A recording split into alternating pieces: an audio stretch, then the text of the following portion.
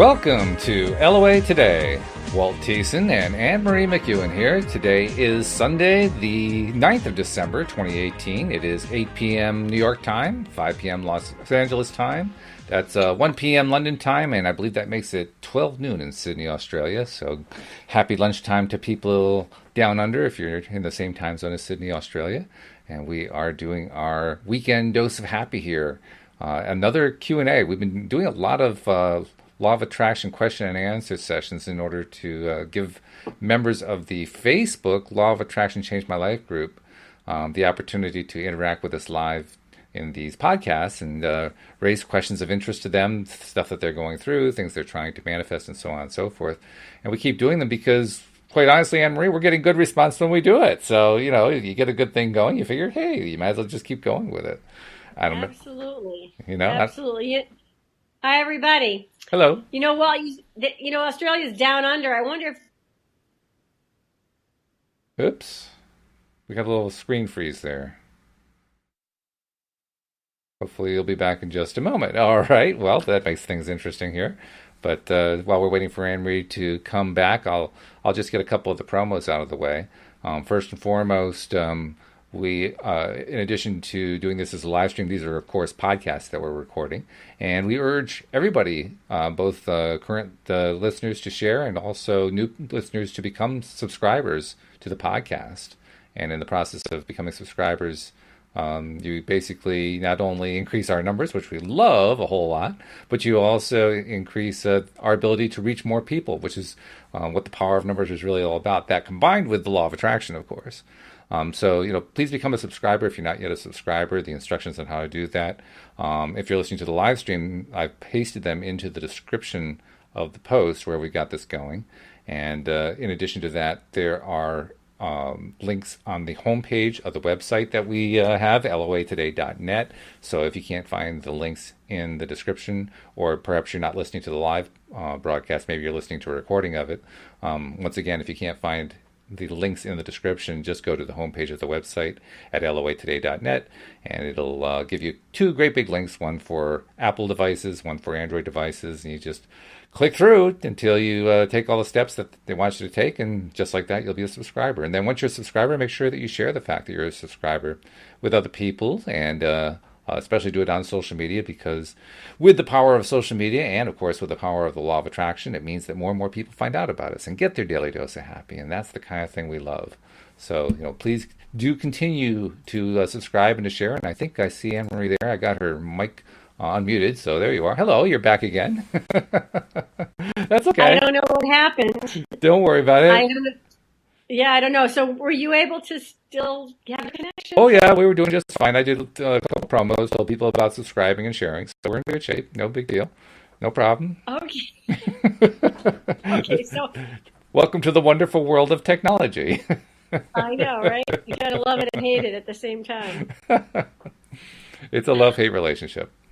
But I don't know what that was about. Yeah. So could you hear me, see me? Nothing? Very briefly, and then your image froze up, and then you just kind of disappeared. So I said, well, okay, this is a good time to do promos then. Okay, yeah. On my screen, you just froze, and I couldn't hear anything. So anyway, that's all right. Such is life. No problem. So once again, this is going to be an open question and answer time. So anyone listening to the live stream, either on the Law of Attraction Changed My Life group, well, that's primarily where most people have been asking questions. Or if you're listening on Spreaker, some people listen on Spreaker, and if you're listening on Spreaker, feel free to send a question through that way. But you know, most of the people who might be interested in asking for a little help with the Law of Attraction tend to do it in the Facebook group, because that's where they come from like 99.99999% of the time. So you kind of assume a pattern's going to continue, right? But probably. While we're waiting for questions to come in, I'll share a couple pieces of news. First piece of news, I haven't really told listeners a whole lot about what's been going on with my wife, other than to say that she's had a medical issue. What I can tell you is that we have taken a turn for the better. All of our efforts to reach for that better feeling thought are paying off, and she's on the right track now. Things are improving. It's a slow improve. I mean, we've been into this thing now for a couple months now. This is probably going to go on for a few more months, but the improve is happening. So for all of you who've been putting out positive wishes and energy and so forth, thank you so much. Your energy and your love are very much appreciated. And so that's the first good piece of news. And then the second good piece of news is we actually had an email from a listener, which I don't have up now. I have to go get that email while we're talking. But somebody who was really loving what she was hearing and shared some interesting insights. So I wanted to make sure that we got that in there too. But how are you doing, Anne Marie? Nice. I mean, you were telling me before the podcast you've had a pretty busy day, but how's things going in general for you? Things are great. Things are a lot of fun. My life has turned a little bit because now I'm babysitting for my 5-year-old granddaughter, Oh, right. pretty much 7 days a week. I didn't have her today because I was at church most of the day with my Christmas concert, so I really couldn't babysit for her today. So, but generally 7 days a week, and it's a lot of fun. It's extremely exhausting, but I feel like an old mom again because, if you're a grandma and you see your grandchild once a month or, even once a week, it's a little bit different. But if you have her every day and she's coming, you're getting her off the bus and you have to do homework, you have to really set rules and guidelines and be more strict. And so I just feel like a mom all over again. So it's kind of exciting and it's kind of daunting and it's challenging. But it's a lot of fun, and I'm really enjoying this time. And of course, all of that time that I'm putting into my granddaughter now means I'm a little bit more behind on my work and other things. So yeah, I'm busy. I'm busy, Yeah. but it's good. It's good. Well, It's all good. okay. Well, sounds like Yeah. overall it's very positive. So that's a good thing. It's very positive, and I'm still, manifesting things. I want to tell you at some point in time about a good manifestation that happened, a good win, as you say. Very So good. things are just good. I can't complain about anything. I'm very blessed. I feel very fortunate, and thank goodness I'm healthy and well. So, yay. All right. Very good. Well, let me share some of the things that this one listener wrote to us. She wrote to us, let's see, when was this? 2 days ago. She sent this email to me, and it has some interesting stuff in it. It's something that I had to go look. I didn't even know anything about what she was talking about, but I thought I'd bring it up just to see what we have to comment about, if we have anything to comment about it. Hmm. Her name is Beth, and she wrote to say, first, I'm sorry that you and Louise are experiencing a health concern. Thank you, Beth. And as we updated, things are improving. She says, because in a loving couple, both are affected, and I admire the steps you're taking to get yourself to a better place. Thank you. One of the biggest challenges in living the law of attraction is not allowing our satisfaction with where we are become circumstance dependent. And this is where I find pivoting to be so helpful. Yeah, you and me both. I agree with you entirely. In fact, I was doing quite a bit of that, both privately myself and with Louise and other good friends and so forth. But I agree with you completely. Pivoting makes a huge difference when you're in the middle of difficult circumstances. So yeah, totally. She says, I work with a very challenging boss, who triggers me, but I'm learning to pivot more quickly after being drawn into a negative orbit. Good for you. Way to go. That's a good thing. She says, now I look at these challenging times with her as opportunities to practice pivoting. That's a great way to look at it. Now, she says, my reason for writing is to share with you what Kevin Hart, the comedian, wrote on Instagram about his being given, then the next day losing his chance to host the Oscars due to past comments and posts he made about the LGBTQ community. And I have to admit, Anne Marie, I wasn't even aware of the controversy. I had to go look it up in order to find out about it. She says, I'm not a big Kevin Hart fan, although she knows who he is, doesn't follow his work.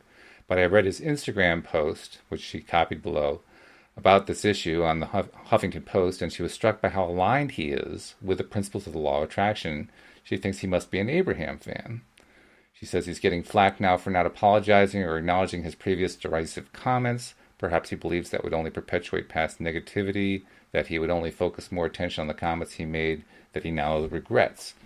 No response required, but if you have any thoughts, I'd love to hear them.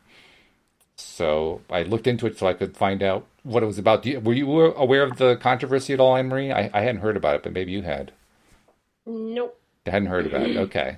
And I still don't even know what the comments were. I'll assume that they were pretty bad, but to be honest, I didn't want to add to my own negativity. I had plenty of stuff I was dealing with. Um, Hmm. and, you know, I don't know that I have any really definite opinions about whether or not this Kevin Hart is a follower of Abraham. Certainly, some of what he wrote at least demonstrates an appreciation of focusing on positives, and maybe that's what Beth was seeing in this. That's quite possible. But I mean, one comment that he made was, "Please take your negative energy and put it into something constructive."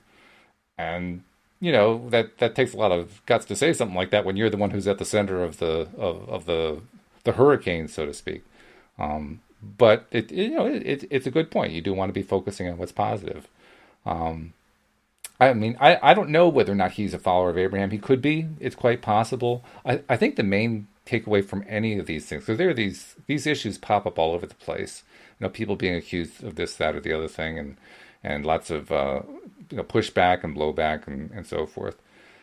And I think that the one great takeaway is we can't do anything about what we did in the past necessarily. We can try to make up, we can apologize and so forth, but ultimately we can't really change the past in terms of what we had done. We can revise the past, as Neville Goddard suggests. We can do that for the purpose of getting ourselves into a better feeling place and for basically refocusing on the things that we want instead of keeping focused on stuff that doesn't serve us and doesn't serve anybody else for that matter. But ultimately, the big takeaway, I think, is we don't have to live in the past. We can change where we are in the present for the better. And I'm going to be optimistic and say that's what he was trying to do. Now, do I know what he was trying to do? Absolutely not. Like I said, I don't follow him at all. I really don't follow the controversy very much, except for what I read quickly. And I don't even watch the Oscars anymore, to be honest. Ever since Billy Crystal stopped doing the introductions, I lost interest because he was so funny. Yeah, I mean, there are certainly lots of opportunities in life to deal with real world stuff and all of the emotional fallout that comes from it. And those opportunities, every single one of them are an opportunity to decide, how am I going to respond, whoever I am. Am I going to get angry about it? Am I going to get excited about it? Am I going to be loving about it? Am I going to hate about it? What is it that I'm going to respond with? And that's what we all have to do every single day. We all have those choices continuously. So I don't know exactly how the Kevin Hart controversy will iron out, or even if it had, maybe there's been an iron out of it. I don't even know. But I think the main thing is just take away from it that no matter what stuff in the past you may have that you may not be happy about, you get to change your future by changing your present. And that's really it. That's the takeaway. Live in the present. Change your present for the better, because that's all we really ever have is the now. That's my take on it, Yeah. Well, I agree that you have to live in the now and you have to go forward. So I just did a little bit of quick research, and apparently in the past he has tweeted, like even as far back as 2010, 2011, in his comedy routines, he has done some anti-gay jokes. Oh, I see. Tweeted some anti-gay comments or something like that. And,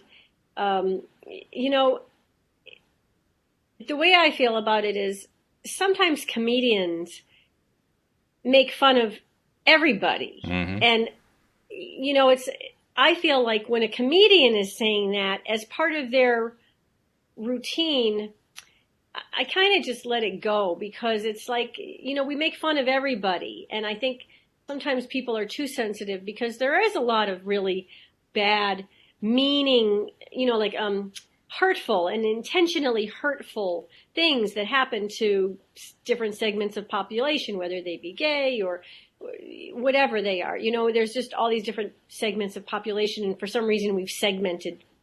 They're just segmented, and we segment them, and if you're hurtful about it, well then that needs to be addressed. But I think when comedians are, I don't know, and I didn't hear the comments, but sometimes I just say, sometimes we make too much of things, and so I try not to take life too seriously. But in any case, certainly once you've recognized or it's been made known to you that you've hurt people's feelings, then you certainly should come clean and apologize and go, well, I'm sorry that it offended anybody. I certainly didn't mean to do that. Yeah. And then you move on. Yeah, I think so.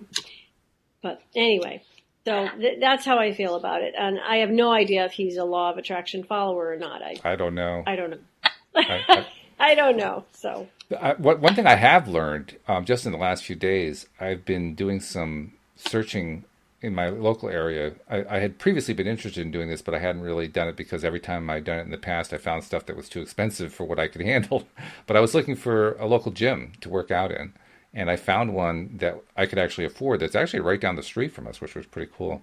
And so I was nice. checking them out, and I was checking a couple others out too, and getting to know some really nice people in the process. The people who were the Great. representatives of each of these different gyms that I visited were really friendly people and really nice to talk to and so forth. I actually was getting into conversations about the law of attraction with two of them, which really surprised me. I mean, it's not kind of the thing I Oh, expect to do when I go to a gym, right? But right, right. I suppose I should know better because Joel talks about it all the time at his gym. But that's just not part of my experience. But it was fascinating. In both cases, neither one of them had actually heard about the law of attraction. One of them had seen The Secret, so it was not completely unfamiliar to her. She had read the book many years ago, but she hadn't paid any attention to it in the aftermath. So it was like, old history. Huh. And here I was bringing up old stuff, and she was fascinated by some of the things I was talking to her about. So I don't know. I guess I just mentioned that because it's fun to find out that even among people who are not law of attraction followers on a regular basis, there's still a lot of interest. And I mean, the most fascinating thing to me is that I'm bringing it up with people. I'm bringing the topic up in a very, very gentle, indirect way with people who, as far as I can tell, have no exposure to it all. And I have yet to find anybody who gives me hard pushback on it, which is not what I expected. I expected to have people, just telling me that it was nonsense or it was offensive or, something along that line, and I'm not getting that. And I'm not quite sure what to make of that, other than to say it feels pretty exciting that people who are being exposed to it for the first time on a very regular basis. When I say regular, I mean person after person are responding to it favorably, even though they don't know anything about it.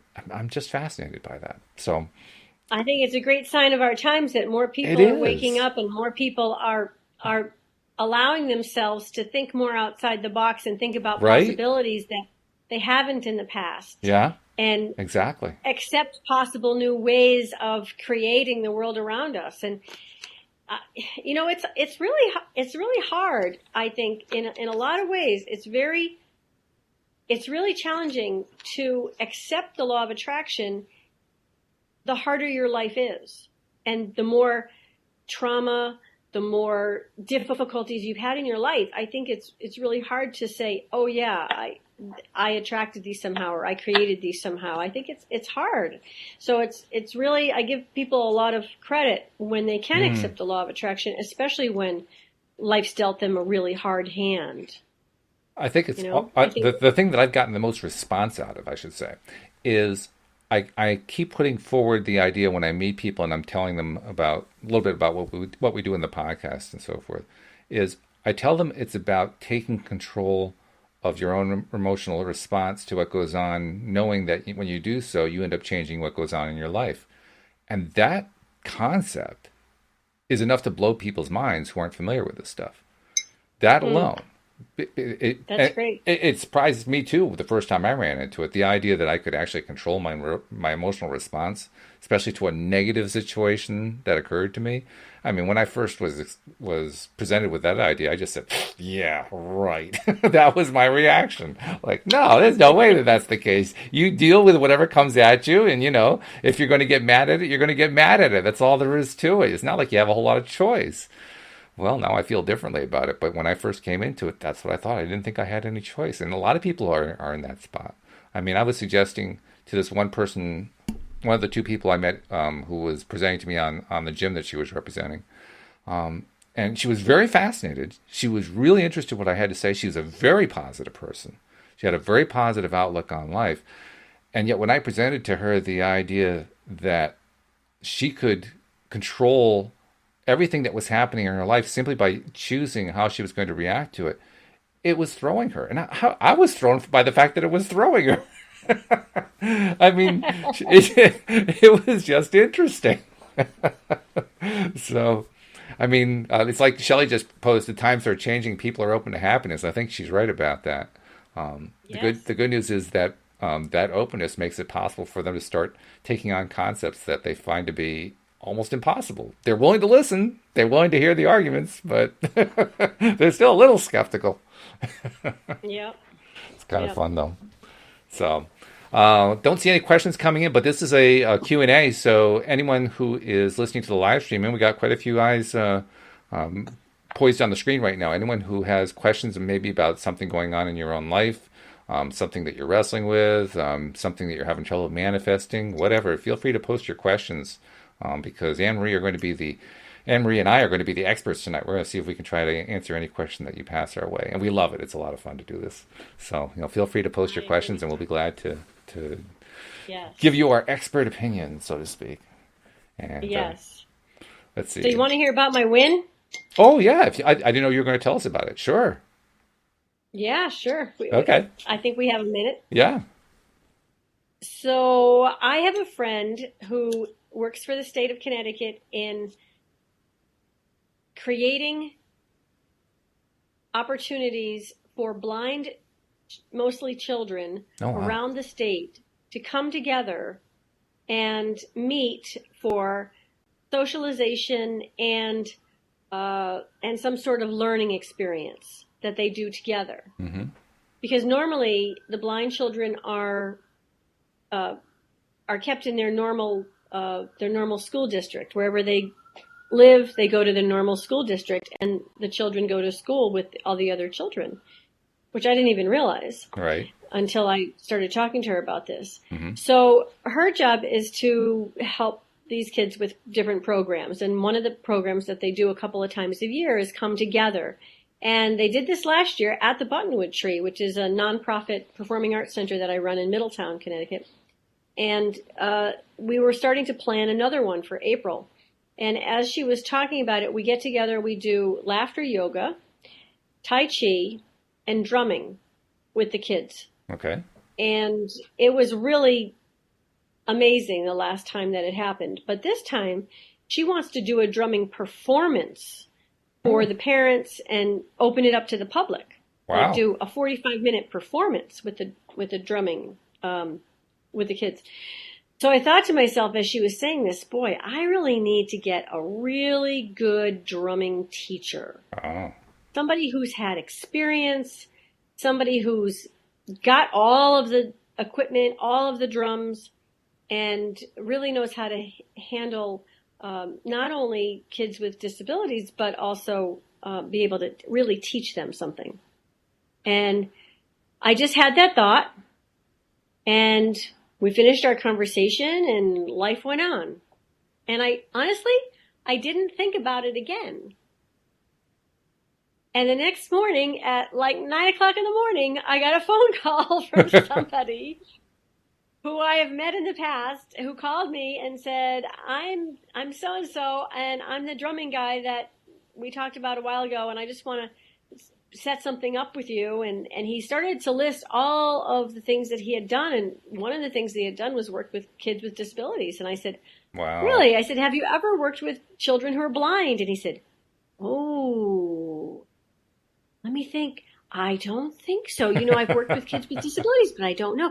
That sounds interesting. What do you have? Tell me about it. Great. And lo and behold, he was the perfect person. He's all excited about it. And I was just thrilled. And I just sit back and I go, thank you.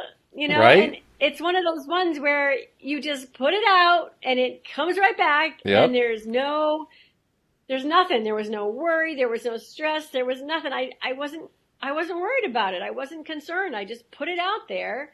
But that's what happens when you allow, it's the big things that we're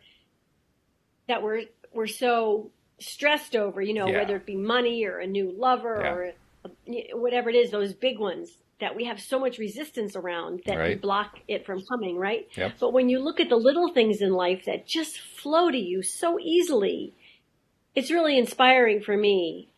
For anybody. To see those things happening, Yeah, absolutely. For anybody, that's always inspiring, especially when it happens that easily. That's really cool. Nice story. Yeah. That's a nice manifestation story. Hey, we got Next the morning. we've got two questions already, and they're actually very, very similar questions from Fabian and from Shelley. Fabian said, "I've always manifested things I've wanted positively, but why is it getting harder?" And Shelley asks, "How do you two feel about clearing blocks, old programming, to level up in life, and what methods do you use?" And there's a certain overlap between those two questions, but let's take them individually. Fabian's first. He says he's been able to manifest a lot, but it's getting harder. I have some thoughts on it, but do you want to go first? Um, I would just sort of reiterate what I was just saying, where when you're not stressed about it, there's not a lot, you're not feeling a lot of pressure about it, you just kind of let it flow. Mm, Whereas when you're really trying to get something, yeah. then the resistance is up and it makes it harder. So now maybe that you're focusing on things more, you're more aware of things and you're more intentionally trying to create, then it gets harder somehow. And sometimes you know how when you're focused on something, letting something in, like you want to let more money in and you're trying to be really good about it, all of a sudden you get all these bills coming in that are unexpected, and all of a sudden your car breaks down, it costs you $1,500. And, Abraham says that when you focus on something, the opposite comes into being. So maybe that's why. I don't know. What do you think, Will? Oh, I think you're right. And I would also add that this question of what happens why do things get harder? Whenever anything is not working out the way I had hoped, particularly if it was something that I was trying to manifest or it was related to something I was trying to manifest, I've learned from what Abraham has taught that the first thing I need to do is to ask myself, what are my current circumstances, so that I know what it is I've been manifesting. Even though I know it's not what I've been wanting, I want to know what it is I have been manifesting. And then once I know what I have been manifesting, which is not what I want, then I ask myself, is what I am manifesting currently, is that consistent with what my thought pattern has been? And I've never found an exception. It's always consistent. So, what Fabian describes is actually, I think, a fairly common situation. We all have a number of times where we win. We get great wins doing manifesting. And we also have times where we get into mindsets where we're focusing on stuff that really doesn't serve us very well. And so all of a sudden it starts to get harder to manifest what we want. So we've all been there. We've done both, right? I'm sure you have, Anne-Marie. Absolutely. So because that happens, it actually becomes a fairly easy fix. You just have to look at what's the result that you're getting. That gives you the clue as to what you've been thinking about, and you can usually make the connection pretty quickly. Once you make the connection, then well, okay, that's easy enough. I just have to change that. I have to change that way of thinking to something that is more positive, that is more congruent. That's probably the better word. More congruent with what it is that I really want. I mentioned that I had the conversation with those two representatives of the local gyms. One in particular, we had a really, really great conversation. And I was trying to explain to her, among other things, not just how the law of attraction works, but about the idea of the two-ended stick, the lack end and the thing end of the stick. And so Right. I was explaining it to her this way. I was saying, okay, you know how it feels to express a negative? Yes, okay. If you were to take that negative and say, I don't want the negative, does that feel substantially different? And she instantly said, no, it's about the same. And I said, now, if you were to express it in terms of, and then I turned it into something that actually was the thing that you would want, she agreed that felt a little bit different. In fact, it felt a lot different. And that's the clue, right? It feels a lot different. So if based on two things. First of all, whether or not it feels good. If it feels good, now you're on the right track. Now you're in more alignment with what it is that you're asking for. And more Right. importantly, if you find yourself, you think that you're putting out positive vibes, but it doesn't feel good, that's the clue to look at the way you're thinking about it, because you're probably expressing it as a negation, as a lack end of the stick, rather than as the thing itself that you're trying to reach out for. So I think that's where I'd start first. I'd ask myself, if I'm trying to manifest something that's not showing up, am I asking from the lack end of the stick? Is that where my request is coming from? Because that kind of aligns with what you were talking about, Anne-Marie, how if you're just focusing on that struggle part, on that part of, I don't remember how exactly you said it, but if you're focusing on that part where you need, that's the lack end of the stick. That's not the having end of the stick. Right. Right. Right. And I think Neville Goddard talks about the feeling of it. Mm-hmm. And I'm really trying harder these days to feel as though I have it, of course. Not only feel as though I have it, but act from that position.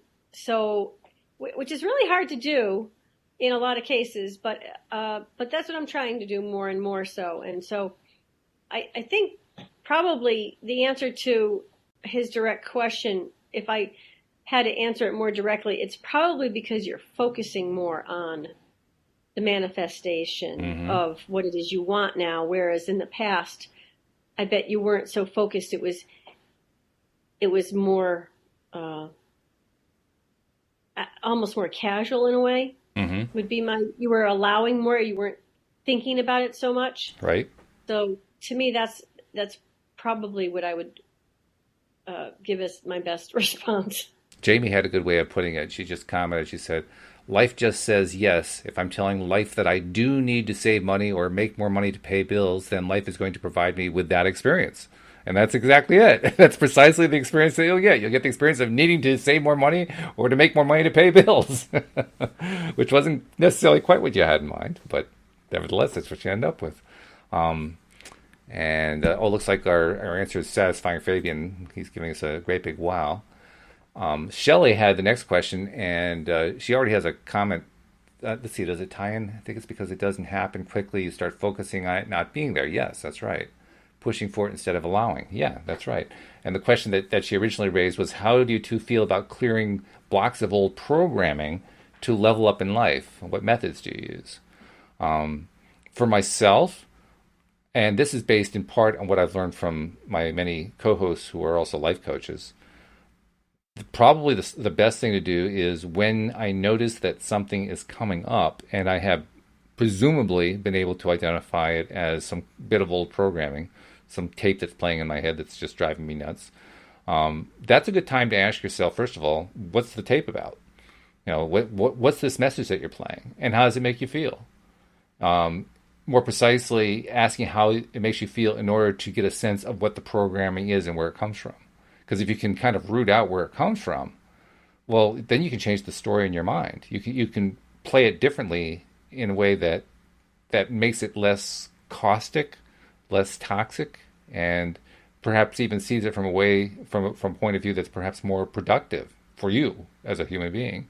You can even do what Neville calls the pruning shears of revision, where maybe you had an experience, you had a parent who didn't support you in the way that you felt that you should have been supported. Well, you can rewrite the scene in your mind so that you do get the support that you want.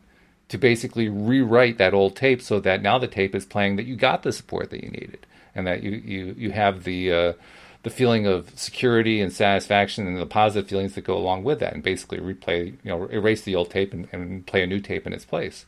So just because we unearth an old tape doesn't mean that we're stuck with it. It means we have an opportunity to put in a new tape in its place. That's one way to do it. That's good. Yeah. That's good. I have another idea too. What I do sometimes when I look back on things that I've done in the past that I haven't been happy with. Can you read to me back her question specifically? Yeah. It says, how do you two feel about clearing blocks/old programming to level up in life? What methods? Old programming. Right. So, two things I'd like to say to this. One is mirror work. Do the mirror work, which is not easy, but it brings up those old negative habits pretty quickly that you have to face. Yeah, then you have to face them and deal with them.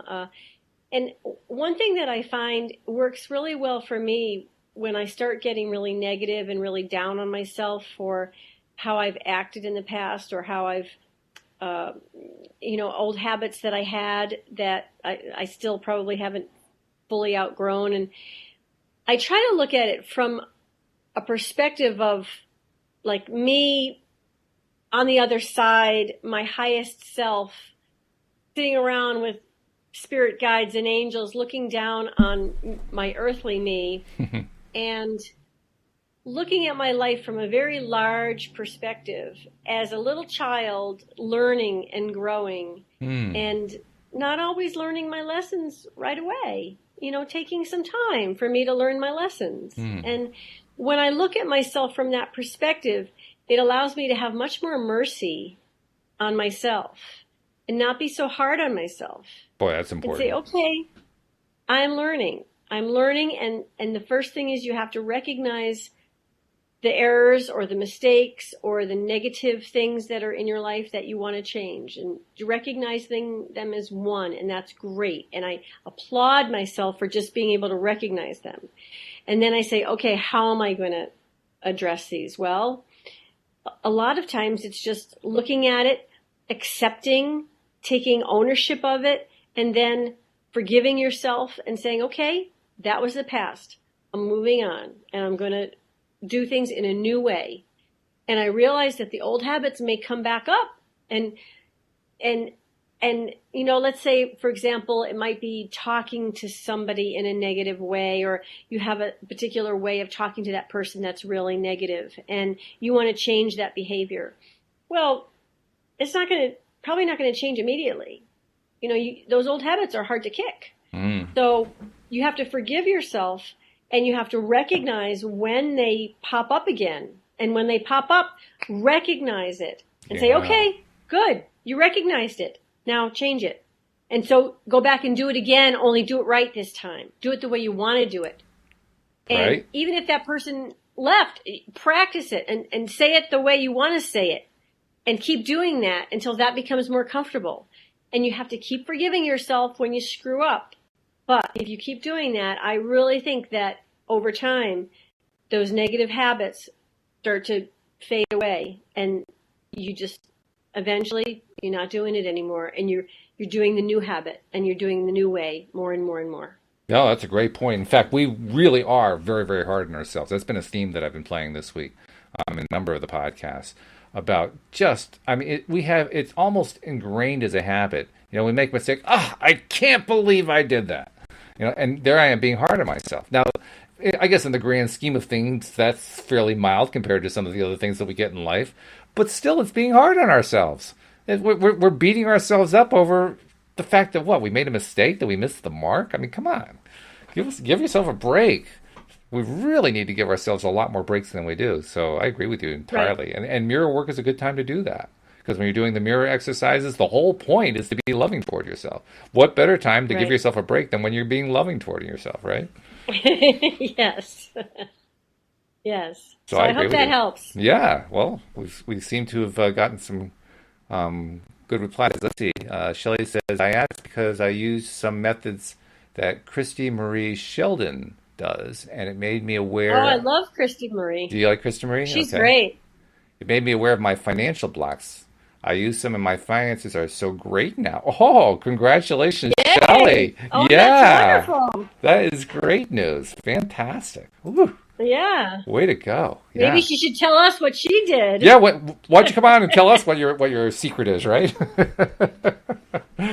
Or at least share what you did. But what is it that you like about Christy Marie? Well, first of all, she laughs a lot. That's always a good thing. That. Yeah, that's always good.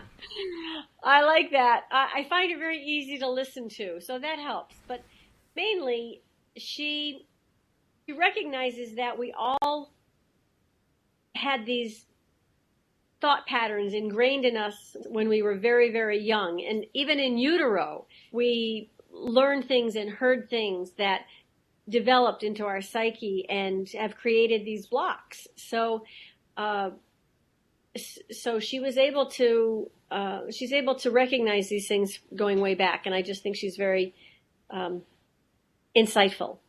So I just like her approach. Okay, very good. I hadn't actually heard of her, but she sounds like a good person. That sounds like a good person to follow. Yeah, she's a lot of fun. Yeah, very good. It's fun. I encourage you to listen to her. Yeah, I love anybody who likes to laugh. That's always a good. That's like 3 points right there. And she's beautiful too, so it's fun to look at her too. It's okay. It's good to look, listen, learn. Look, listen, and learn with Christy, and laugh. You can look, listen, laugh, and learn with Christy. It's great. Me, we get eye candy. Oh my goodness. Well, I think so anyway. I mean. Oh, that's funny. That is great. Shh, don't tell my husband. Mike would probably agree, is my guess. I mean, I'm sure he would. I'm sure he would. in fact, we got to get him on sometime because he's been doing a lot of the mirror work with some good results. So we got to get him on to tell his Oh story yeah. sometime. Yeah, we should do He's that. on week number 9. Is he really? 9 Wow. weeks. Yes. So he's been doing it for 2 months plus. That's fantastic. Yep. Well, I know Yep. when I talked to Yep. him, when did I talk to him last? I think it was about a week, 2 weeks ago, something like that. He gave me a call. I can't remember exactly when it was. It was when I was packing up the office. I remember that. And I mean, the enthusiasm that was coming out of him while he was telling me about this was like off the charts. So I could tell he was getting a lot out of the mirror exercises, which I understand. I Yeah, remember what that's like, you know. he's doing a lot of hard work. It is not an easy process, but it has really been helpful and very therapeutic, I think. I give him credit for continuing. I wish I had continued. I do it sporadically, but that's not good enough. You really need to have the daily habit. And I do remember once I got past the first few days, which were the hard ones, after that, it was pretty easy. I don't even remember why I stopped. I kind of wish I hadn't stopped. But I did it for not as long as he's done. I did it for like a month and a half, month and 3/4, something like that. And it was just, it made life easy. Life was easy when you're doing those. That's what I was finding. I don't know if that's what he's Wow. experiencing. I know you're describing, and he described his excitement with all that he was breaking through on. But I just found that life was easier because I was doing those exercises. That's why I don't understand why I stopped. I still can't tell you why I stopped. I got to I get know. back I into think you it. should start up I again. probably should. Yeah. Yeah, you should start up again. Nothing's stopping you.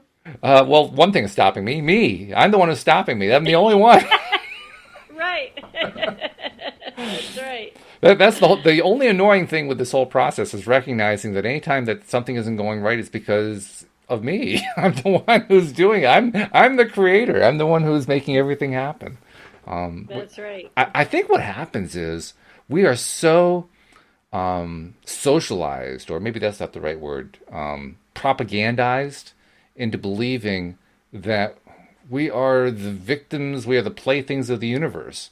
And, it's all happening to us, and we don't have any say in it. And even when we start learning that we do not only have a say, but that we're the creators, it takes a lot to kind of reverse that programming, depending on how long you've been having it and how deeply ingrained it is. I yeah. I mean, I'll give you an Yeah, it's example. Tonight, before we were doing the podcast, Louise and I popped a movie in to watch while we were eating dinner, and she wanted to watch the Da Vinci Code, which is all talk about challenging beliefs. I mean, that one challenged a whole bunch of beliefs of a whole bunch of people around the world in a big way that a lot of people were really offended right. by. But Right. I mean, the bottom line is people still had the choice how they're going to react. They still, and a lot of them chose to react really strongly and really negatively. And yet, if you were to corner them and ask them, I'm willing to bet practically to a person, they would have said, well, the movie made me react that way. It wasn't my fault that I reacted that way. Right? Isn't that the typical thing that we all do? It's so deeply ingrained. It's crazy. Yeah. We just think that we're the victims way too much, way Oh, too yeah. much. And yeah, it's hard to claim responsibility. And and I think that there are a lot of different factors. I don't think that it's all, and this may be something that I almost want to talk to Abraham about. I don't know, maybe you can shed some light on this, but Okay.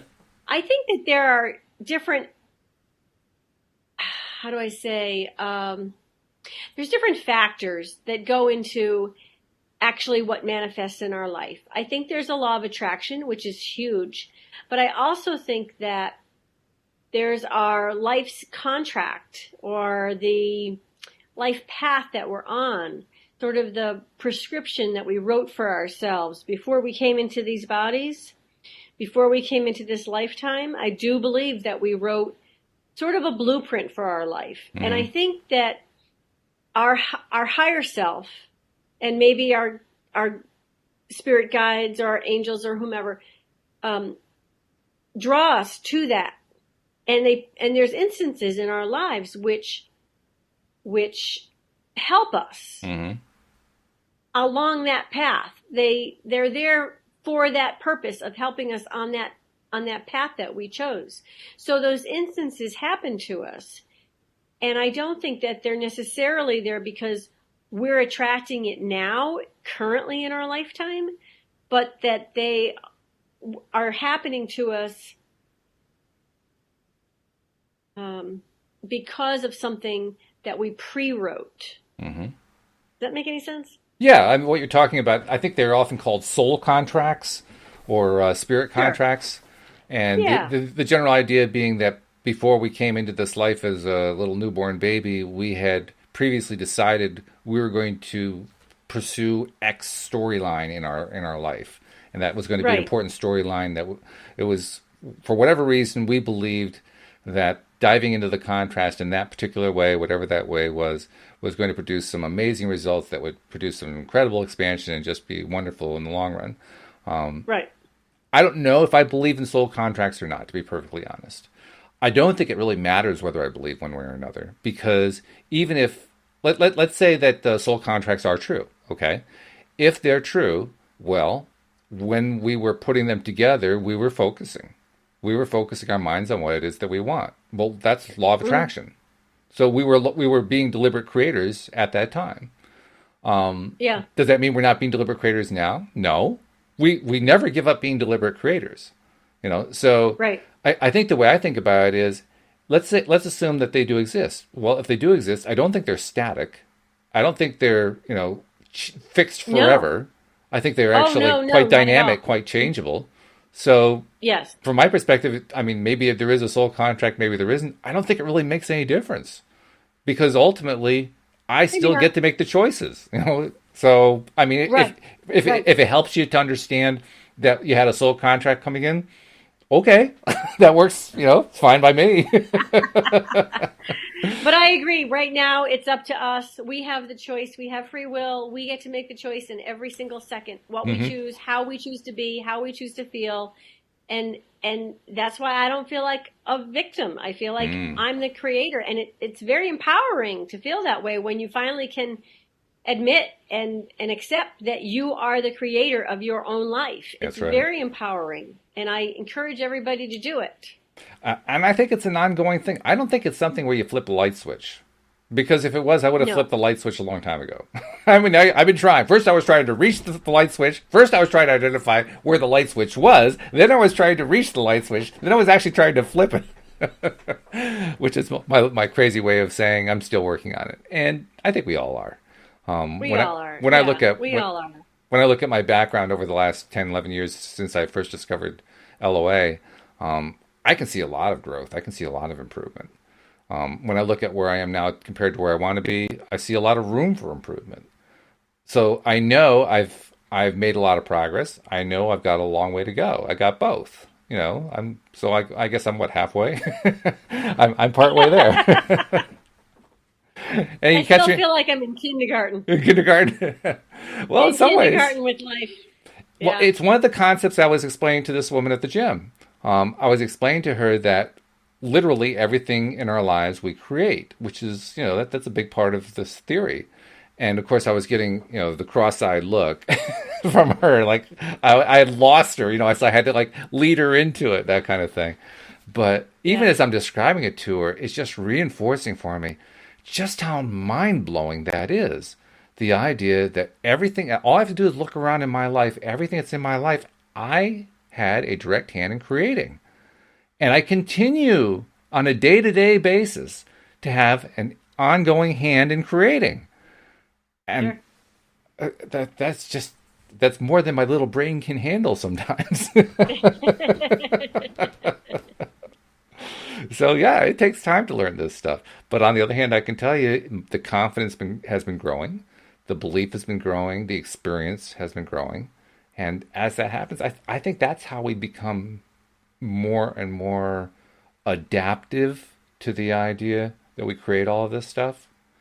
I think we just grow into it over time, and that's If what the you're big benefit of allowing the time and if is. you're accepting, if you're allowing and if you're Yeah, accepting, then we do grow into it. that's Yeah, true. I You think have to there's still a allow, lot of room.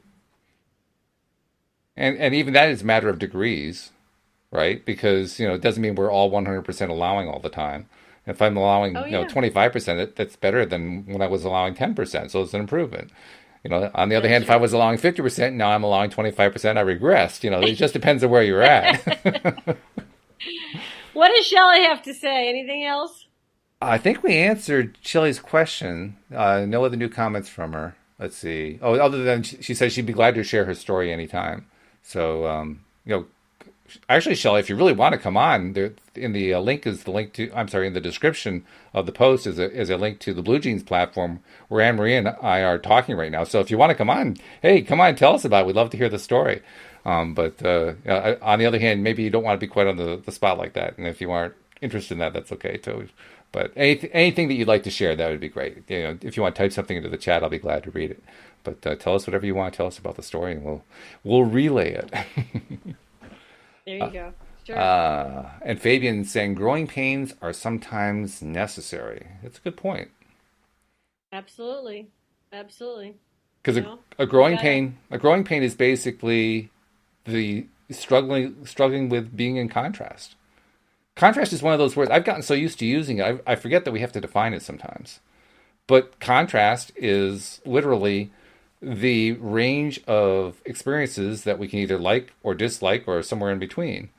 And when we dive into that, we are setting ourselves up for at least temporarily being disappointed, angry, frustrated, you know, fearful, um, intimidated, all the different negatives. We're setting ourselves up for that, knowing that when we're in that, we can, as Abraham puts it, we can set off that rocket of desire and set ourselves up for an even bigger win later on down the road. That's why we dive into the contrast. That's why we live in the world of contrast. That's why we come here to actually experience the contrast. So, what's a growing pain? A growing pain is living in the contrast and getting the benefit that comes out of it. yeah, only when we're in the middle of it doesn't feel like that. When No, we're it in the middle doesn't. of it, just feels like crap. It does. It just Yes. feels like, oh, this sucks, you know, or worse, But once you get through it, you realize how much you grew through it. It's kind of like to make a pearl, the the oyster is all rough and got to go get sand all around it to make that smooth pearl. You got That's to have a true. lot of roughness to make something beautiful and shiny. Absolutely. And Shelley says she basically indicates she's not ready to tell the story just yet, but she'd love to come on another time to tell the story. So Great. we'll leave it in her Oh, that's great. court. Come on and tell us the story whenever you're ready to tell it. We'll be ready to hear the Yeah. story. Yeah, maybe next Sunday. Sure. Absolutely, sure, that'd be fabulous. And by the way, anyone else who might have questions, don't hesitate to type your questions into the chat there because I am monitoring it as we're doing this to see what people are typing there. So if you have something you're working on, something that you need a little help on, even though we only have a few minutes left, hey, that doesn't matter. With 5 minutes left, we can solve amazing things in 5 minutes. Not a problem. There you go. There you go. Oh my. Um, let's see. We did the promos earlier. I was trying to think. Oh well, actually, there is one other thing I wanted to mention. And that is like Beth. Beth sent in an email, which we shared and talked about. And I just want to encourage people, you don't necessarily have to be listening to the live stream in the Facebook group. You can be listening to the podcast and you can still send in a question for us to address. And we are doing more of these Q&A sessions on more of the days, in upcoming days and weeks, especially. Because we've been getting a lot of good input from people about it. So send an email. I mean, my email is walt@loatoday.net. You can also reach out to any of us co-hosts through Facebook. We're all on Facebook. But whatever way you reach out, you do it through the homepage of our website, loatoday.net. There's a link there to the rest of the site, so to speak. And when you get there, there's a contact page you can use. So whatever way you do it, send a message to us, and we'll be glad to address it. I mean, we've done entire shows on a single email, so it's not like we shy away from talking about these things, and we really would love to hear from you. Right. So send stuff in.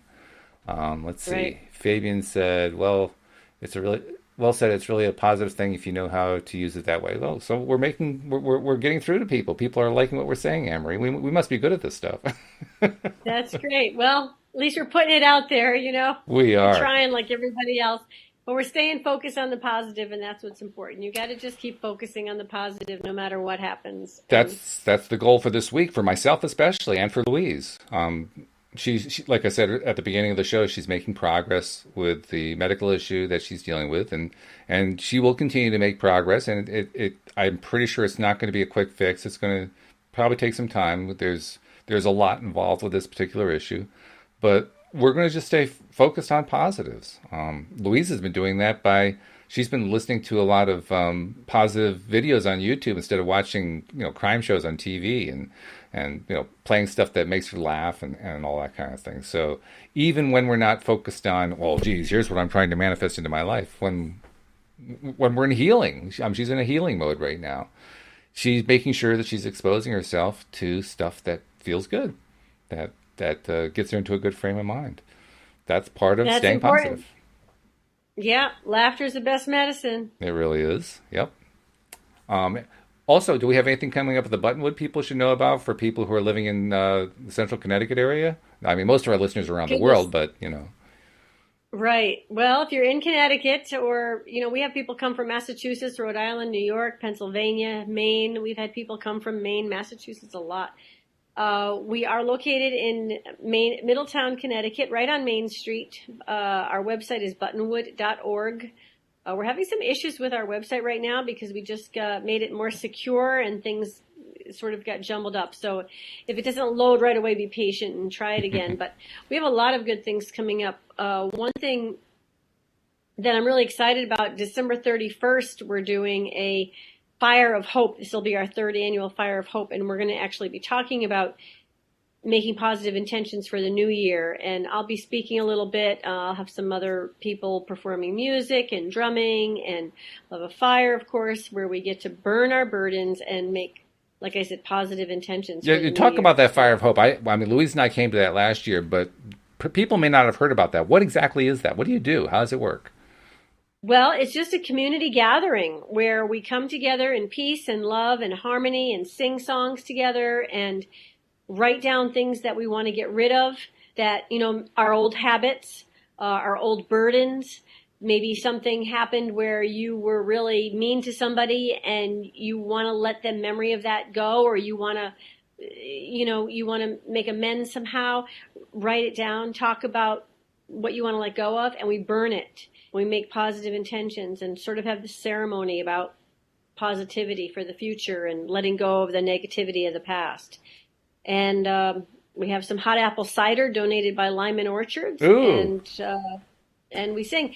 And it's going to be, the fire, of course, will be outside. Yes. But we are very grateful that the Mattabesset Canoe Club is letting us use their space. They're donating the space to us. Nice. So that we can do this, because we don't charge for this event. I mean, you're welcome to make donations to the Buttonwood Tree, but there's no charge for this event. It's not going to cost you anything. So, so anyway, that's, how did you experience it? What did you think about it? Honestly, I didn't know what to think about it, and Louise and I were so taken up because, if you remember, we reconnected with an old friend that we knew from the swing dance community we used to be a part of, and that was just, that alone just kind of grabbed our attention. So to be honest, we didn't pay a whole lot of attention. We were there for the burning of the stuff and filling out the paper and all that kind of thing, but we were more focused on our friend than anything else. So I can't give you a good evaluation of it.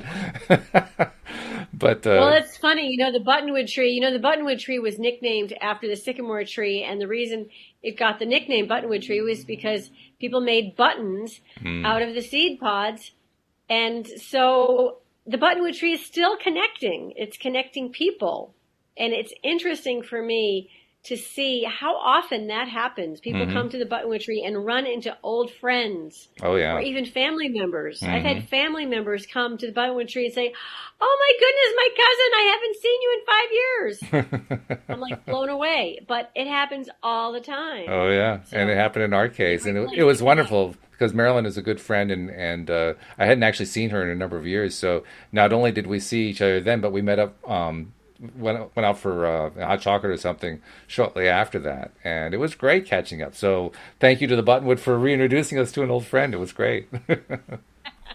In fact, Marilyn, if you're listening, I'm sure that Louise has been meaning to getting back in touch with you, but as you've probably been hearing, she's been dealing with stuff, so it'll happen. You'll just have to wait a little bit. Well, maybe you'll run into each other again at the next one. We just might. You never really know. That is true. No, Yeah. it's 1 to 3 in the afternoon. Mm-hmm. So it's going to be during the day on December 31st at the Mattabesset Canoe Club right in Middletown. So you can always check out more online at buttonwood.org. And thank you for that. And we are on Facebook too and Instagram and all that, so you can see what happens. But we have so many great events coming up. I mean, I don't know if you're familiar with Dylan Thomas's story called A Child's Christmas in Wales. Yeah. Mm-hmm. Well, we have a wonderful actor named Peter Lafredo who acts out that whole story with a piano accompaniment. Oh, wow. And it's really wonderful. We do singing of carols, and it's quite nice. Very good. And that's coming up on December 23rd. And it only lasts for about an hour or so, but it's a great, I see a lot of families coming back year after year with their kids, making it part of their holiday tradition. So it's another one of the really nice things that we do that, again, is free to the public. So it's a nice thing on December 23rd. Very good. A lot of great things coming up. Plus of our jazz concerts. We have a lot of jazz concerts coming up in December. So if you like jazz, check out the Buttonwood Tree. Well, we want to thank everybody who tuned into the live stream of the podcast, and thank you for all the questions. They made it a lot of fun. And Anne-Marie, I hope you have a great week, and we'll have to do this again next week, if that sounds good to you. I shall. All right. Thank you, Walt. You too. All right. And we'll see you all next time here on LOA Today. Goodbye, everybody. Bye, everybody.